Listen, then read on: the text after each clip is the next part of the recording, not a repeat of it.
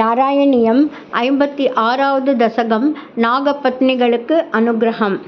रुचिरकम्पितकुण्डलमण्डलः शुचिरमीशनर्तितपन्नगे अमरताडितदुन्दुभिसुन्दरं वियति गायति दैवतयौवते नमति यद्यदमुष्य शिरोहरे परिविहाय तदुन्नतमुन्नतं परिमतन् पदपङ्करुहाचिरं व्यहरता करतालमनोहरं त्वदवभग्नविभुग्नपणागणे गलितशोणितशोणितपातसि पणिपताववसीदति सन्नताः तदबलास्तव माधवपादयोः अयि पुरैव चिराय परिसृत त्वदनुभावविलीनहृदोहिताः मुनिभिरप्यनवाप्यपतैस्तवैः नुनुवुरीसभवन्तमयन्त्रितं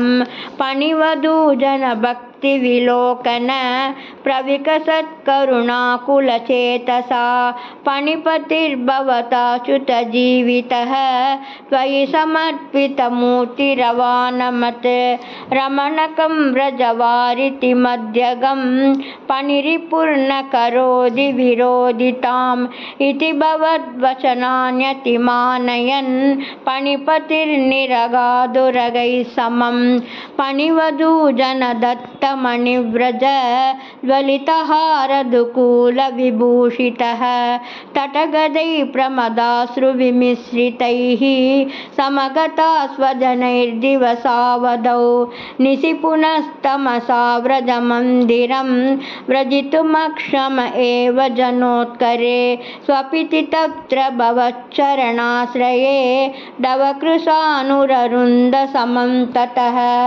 प्रबुदितानत पालय पालयेत् उदयदातरवान् पशुपालकान् अवितुमासु पपात महानलं किमिह चित्रमयं खलु ते मुखं शिखिनिवर्णन एव हि पीतता परिलसद्वधुना क्रिययाप्यसौ इति नुत पशुपैर्मुदितैर्विभो हर हरे दुरितैः सह मे गदान् गुरुवायूरप्पा चरणं सर्वत्र गोविन्दनाम संकीर्तनं गोविन्दा गोविन्दा।